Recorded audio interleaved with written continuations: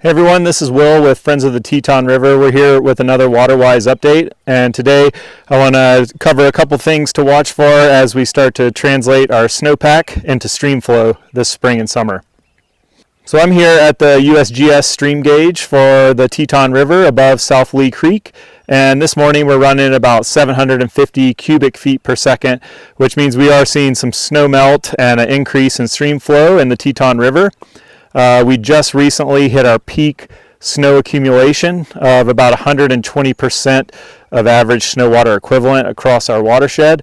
So heading into late spring and summer, we've got an above average snowpack, and we're starting to see that snow melt and increase our stream flows. So as we start to melt our snowpack, the weather conditions day to day in our watershed are really going to impact how that snow turns into stream flow.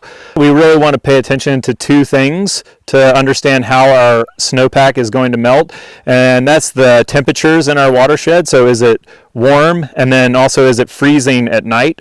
The freezing nighttime temperatures help regulate our stream flow by locking up that snowpack as ice overnight and slowing down the melt. But once we start getting overnight temperatures that are above freezing, then we get a continuous melt throughout the day, through the night, and into the next day.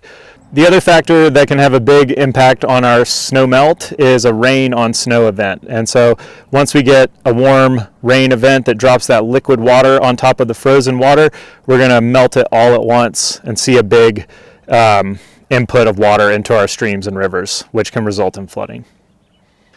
We saw a prime example of how warm temperatures and rain on snow can lead to flooding.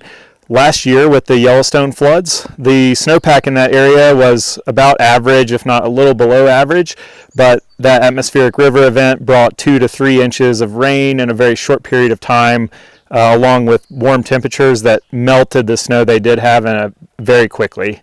And then we saw a 500-year flood event related to those conditions. The take home from that example is that we don't necessarily need an above average snowpack to have above average flows in our river. And also if we have above average snowpack, that won't necessarily translate to flooding. If you want to follow along with the flows in the Teton River this spring and summer, and even look out for some of those warm nighttime temperatures or rain events and see if that creates any response in the stream flows, then you can just Google USGS Teton River above South Leigh, and that will take you there to the stream gauge, and you can see what's happening here in the river itself. Thanks for watching this WaterWise update. We hope you enjoyed it. Come in, check us out again in May, where we'll look for some high flows here in the Teton watershed and talk about the benefits of the spring freshet to our river ecosystem.